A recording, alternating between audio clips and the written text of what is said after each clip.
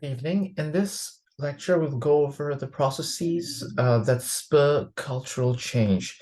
There are approximately 12 different ways of introducing and spurring cultural change, and they are introducing culture by way of introducing formal statements, and then imparting culture by way of slogans and sayings, by way of rites and rituals, stories, legends, and myths. Then there are other ways of introducing culture, imparting cultural values to your employees, which is through leaders' reactions to crises, through role modeling, training, and coaching, through physical design of your organization, through rewards, titles, promotions, and bonuses, through organizational goals and performance criteria, measurable, controllable activities, organizational structure, and organizational systems and procedures. So, first of all, we'll go over um, three different ways. We will tackle all the 12 ways by going through three of them at a time. The first three different ways we will tackle are formal statements. One way to embed a preferred culture is to create or alter existing formal statements of organizational philosophy, mission, vision, and values, as well as materials to use for recruiting, selecting, and socializing employees. Then you can use slogans and sayings, which is another way of creating a more desirable corporate culture, which is to express it in company language, slogans, sayings, and acronyms. Then there's then there's the process of rites and rituals. These particular rites and rituals represent the planned and unplanned activities and ceremonies that are used to celebrate important events or achievements within an organization. So let's begin with the first particular example of introducing cultural change through the 10 business principles that John Whitehead of Goldman Sachs introduced. Um, basically, if you note here, he says that there's nothing worse than an unhappy client. This is a way of keeping the client happy and satisfied. And when you impart principles like that, it encourages the employees to put the clients first, hopefully. And this became part of Goldman Sachs's DNA. It always was like a value and a belief, but it was never articulated in actual principles. Then you see some other important principles like important people like to deal with other important people. Are you one? He's basically encouraging his employees to become, important and to improve themselves. Then the last of the principles that he introduced was if you get the business, it's up to you to see that it's well handled. Essentially, he's encouraging responsibility and taking ownership of the business that people bring in. Now, the next rather important way of introducing culture to the employees or even an outsider is through slogans and sayings, right? Um, and I guess my question to you, the audience, is what slogans or sayings have you encountered that have caused you to change your beliefs, attitudes, or your cultural values? What corporate slogans and sayings have you encountered that may have caused you to change your value systems, right? Because essentially, when slogans and sayings are supposed to impact a culture. They're supposed to influence the culture, the beliefs, the values, the attitudes of people. What slogans and sayings do you recall in your life that have corporate slogans and sayings that have caused you to change your beliefs and values?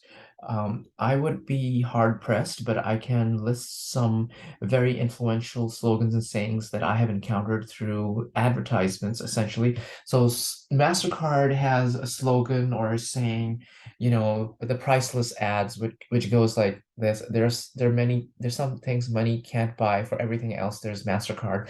So basically, MasterCard goes around advertising about um, uh, uh, things that are material that can be purchased using your MasterCard. But then it also points out that there's some things that are priceless, which can't be purchased through MasterCard.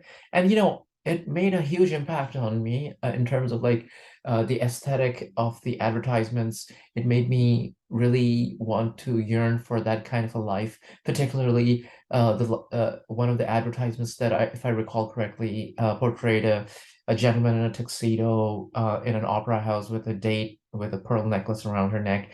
I really wanted that lifestyle, but really, to be honest, it's not like I yearned for a MasterCard at that point. It's just that lifestyle that I was attracted to, right? So it didn't really like change my values as much as it just gave me a vision of what I wanted essentially out of my life. Well, some other famous ads are like Nike's "Just Do It," ads. I mean, they're fairly motivational, but I'm not sure if I've encountered anyone who has changed their belief systems based on Nike's slogans and sayings. There's, of course, a diamond is forever, De Beers commercials. And their slogans, I mean, they basically want to promote uh, the the gem, the rock, the jewel that is a diamond, and they want to basically uh, portray its long-term investment value, right? However, I'm not sure if anyone I know has like, seen an ad and decided to like, you know, change their value systems. And it's usually people who are already, looking to get married and looking for a diamond, and they see a diamond commercial by De Beers, and they're like, okay, maybe we want to purchase a certified diamond by De Beers as opposed to a blood diamond or something a little shady.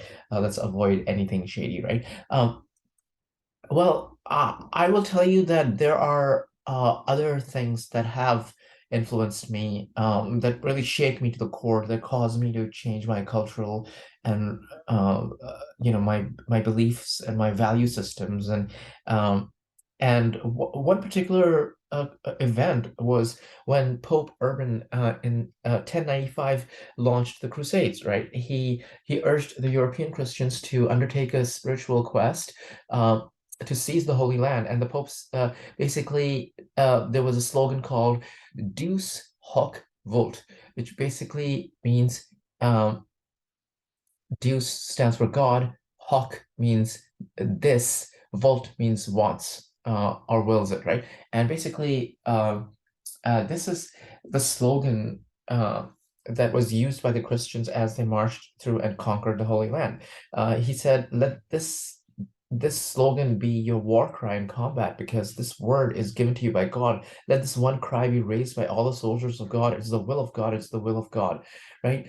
Shouts of Deus Hoc Vult went on to echo over dozens of battlefields during the First Crusades, and the Christians had resounding victory. Now, that is an example of a slogan that led people to risk their very lives, right? Not just what is in their wallets. And that is an example of a slogan that brought about a true cultural change, not just for Europe, but for the world, right? Uh, Now, moving on to rites and rituals, I will first begin with some examples through history where rites and rituals actually influenced and changed the people's culture and values. Here is depicted Numa, and Numa is basically with the nymph Egeria, who he approached and who he got advice from. Basically, she would tell her what God wanted and what was favored by God, and she basically gave him a commandment, which is, "Thou shalt not make libations of wine made from an unpruned vine. Thou shalt not make a sacrifice without grain." Basically, prior to that, the city of Rome that Numa began to rule was basically, a city of hunters, and basically very warlike people. Numa basically made Rome an agrarian society, encouraged them to uh, make sacrifices using grain, not just animal sacrifices, right? And these commandments showed the Romans that they should be encouraged to become cultivators, subduing the earth and growing grain and pruning the vines. This sort of a rite or ritual of making libations of wine and and grain um, basically began people began to cultivate and prune vines, right, to make a beverage called a grape like fermented grape beverage called wine, right? And this caused a real like change in people's beliefs, right? This particular ritual. So there are other examples that basically quite a few uh, legislators and founders and great leaders have come up with rites and rituals to basically bring about real cultural change. One example is Lycurgus. I mean, his life and the city of Sparta and early Spartan culture is all about rites and rituals, right? So he instituted a ritual of the common messes, which is basically encouraged people to eat with one another in companies of common and specific foods and not make their meals at home. Basically, this was an attempt at justice, at bringing about equality and amity and unity and closeness amongst the Spartans, who would go on to become a formidable worldwide force, right? It would basically bring the rich man at the same level as the poor, and it would also encourage the Spartans um, uh, to have more trust and more amity among one another. In terms of like corporations, right? LinkedIn follows something similar. LinkedIn.com people, it's like the professional networking website encourages relationships with weekly gatherings at the local speakeasy inside their Empire State Building headquarters or offices, where they, have a ritual called beers for my peers, which allows them to like share a beer with their coworkers, right? Now, Lycurgus also instructed the Spartans to cut off their hair during war and have it grow long during peacetime. Again, why would he do something like that? This kind of a rite or ritual or custom basically encouraged the Spartans be long-haired and vulnerable in peacetime, but to cut off their hair and be invulnerable during wartime. And this is practiced also in the modern world, where in the modern military, more modern armed forces, the organization that is the armed forces, where soldiers are asked to basically um, shave and they have their hair close cropped and even shave the hair on their heads so that they don't provide any kind of a hold during close hand-to-hand combat, right? This is practiced even today. Now, let's go to the next three ways of introducing culture.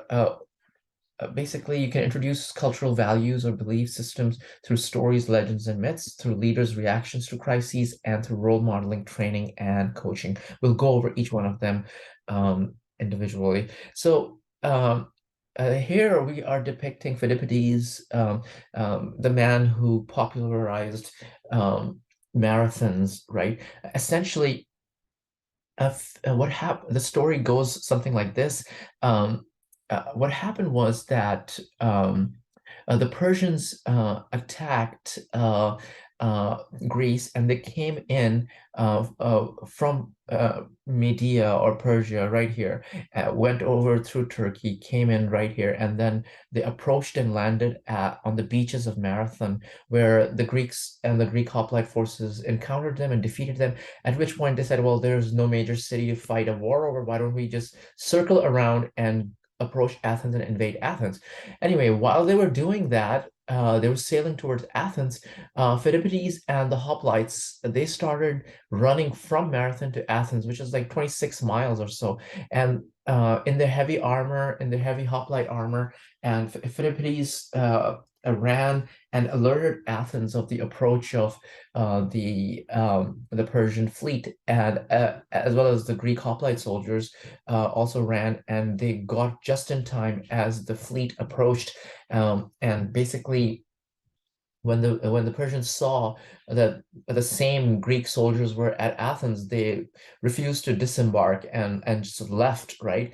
And it basically the marathon, or the rite or the ritual of a marathon, that everyone runs today in every major city, which is 26, 27 miles of running from one place to another. It's a rite that people practice because in the interest of the freedom that was won by Phidippides and the hoplite Greek phalanx that saved Greece from the invasion of the Persians, at least at that one particular time, and instituted the ritual, the ritual of the marathon, whose entire essence is about running for freedom and for what is good and valuable, right? In the corporate world, there are rites and rituals that people follow. For example, Goldman Sachs has a particular rite and ritual of for some time, of at least in certain departments and in high-ranking offices and the reputable departments within the corporation, they wear formal clothing, which is a sartorial attire, which is formal, the suit and tie and everything else. So John Whitehead, depicted here, of Goldman Sachs, narrates this story about when he was young. And he was wearing a lightweight seersucker suit when he was approached by Mr. Sachs himself, and basically he got into the elevator with Walter Sachs, and Mr. Sachs told him that if you work for Goldman Sachs, then I would recommend you go home right now and change out of your pajamas. Basically, Mr. Sachs was trying to communicate that the a seersucker suit was rather informal, and with that particular rite and ritual, they established a formal wear. They established a, a sort of like cultural value, which was imparted to everyone, which is like, okay, you have to dress well and you have to dress formally to serve the client, to please the client, right? Now, the next thing that I would like to cover is leaders' reactions to crises, right? So leaders, how they react to crises, that has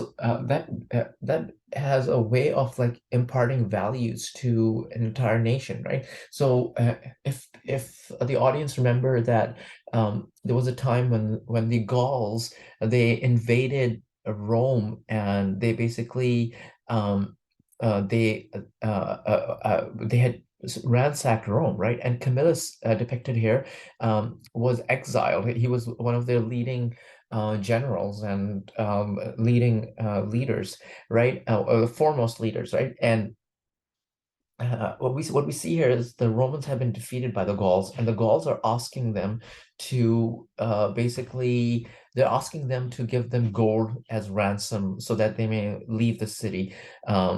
And the Romans are basically uh, uh, putting gold in this scale, where they're weighing the gold, but essentially, Brennus, the leader of the Gaelic army, uh, he's using unfair weights. So despite like putting a lot of gold um, and booty, it doesn't seem to be going in the favor of the Romans.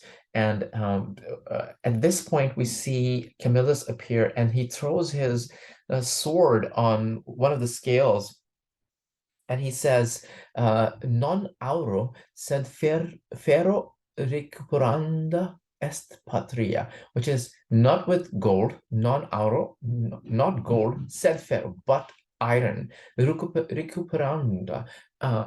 It means recover, est patria, which is the fatherland, right?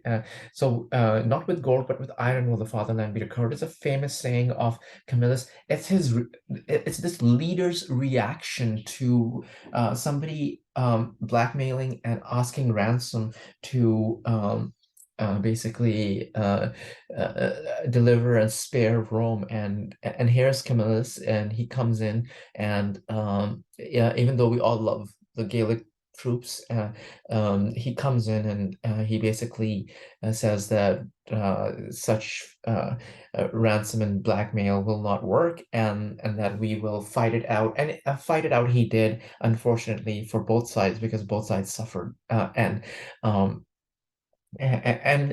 fortunately, however, he did win Rome back and set an example of righteousness and virtue, right? Now, in the corporate world, we have leaders, who react in a way that which sets an example for the rest of the corporate world, as well as for the employees, right? Here is Steve Jobs. He returned to Apple after being ousted, and Apple is not doing so well. He comes back. First thing he does is he starts making alliances with Microsoft, Apple's traditional quote unquote foe, and he starts advertising Think Different and Buy Mac. He's a marketing genius as well. So, and then he starts innovating with the iMac. He introduces first the iMac, then the iPod, then the iTunes, and the iPhone. These are seminal products which he introduced, and basically catapulted Apple to a leading position in that particular sector. Now, the next way of introducing cultural values to your employees is through role modeling, training, and coaching. So, in that regard, Sparta is incomparable. Their training and coaching was incomparable. Here's a mother who's giving her son a shield. Basically, it was like a family thing where at the age of 7, the boys specifically would be taken away from their homes and trained as soldiers. But actually, the training would start much earlier, or the selection process, the training and coaching would start much earlier. The fathers and mothers would bring their children to the council of elders, and these elders would then inspect the children for any defects, or rather, they would inspect them for strength and viability before they admitted them into Spartan society, right? So every newborn would be tested that way, and if they failed, the newborn would be actually uh, the newborn would be ended if the newborn did not meet the criteria of the elders, right? Of course, these were very these conditions were like involved, like if the newborn had a serious health issue, or if it had like a serious concern, then in that case, of course, the newborn was euthanized.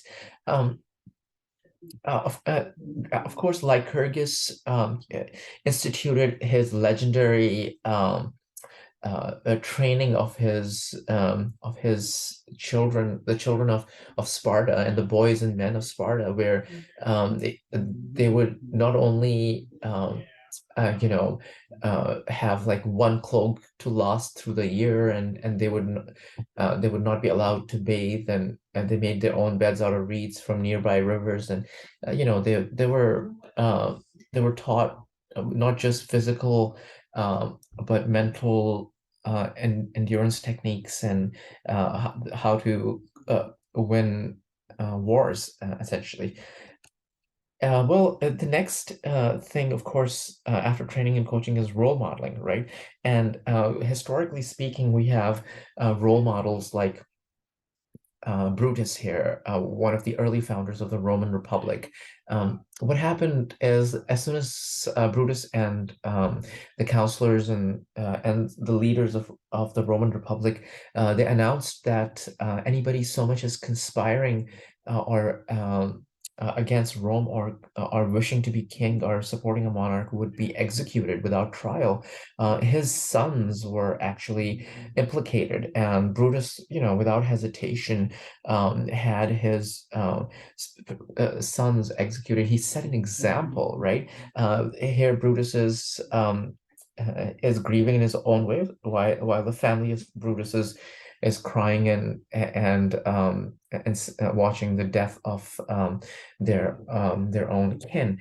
Um, Now, being a bad leader or manager or business owner is traumatizing and painful for people, right? And the people of Rome came up with these measures to overthrow bad tyrants or bad leaders and form a republic. And they did that at great cost, right?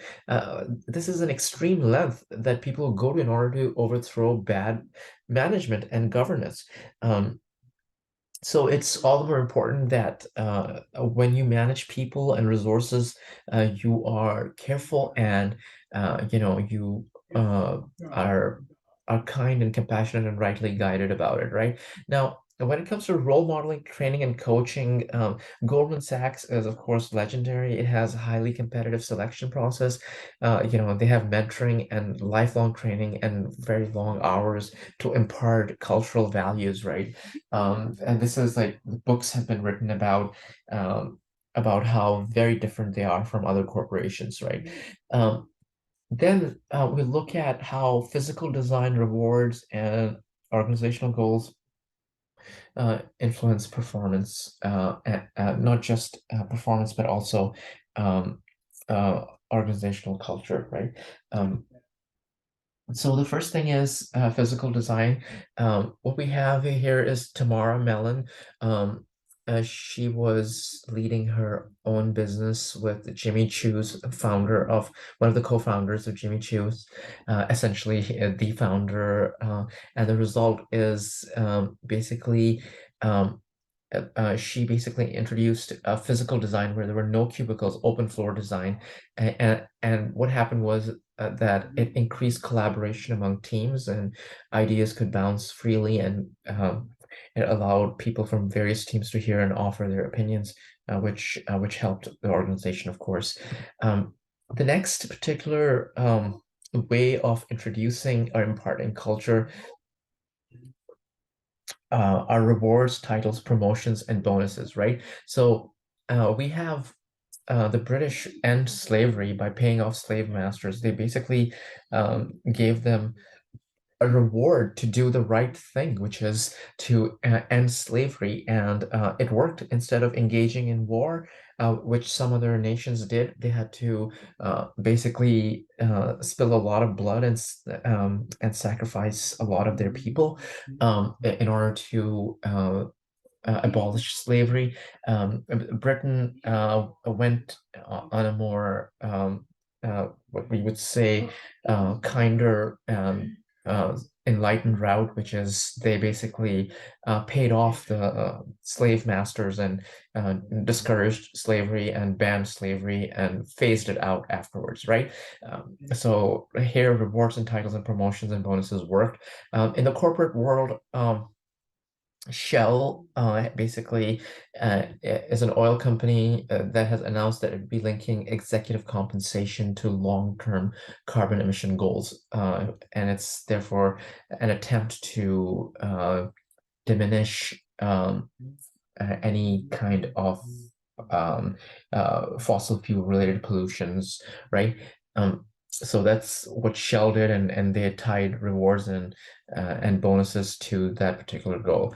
Um, Now, the next thing is companies have goals and criteria for recruiting, selecting, developing, promoting, dismissing, and retiring people. And these can be used as levers, right, for communicating desired organizational culture.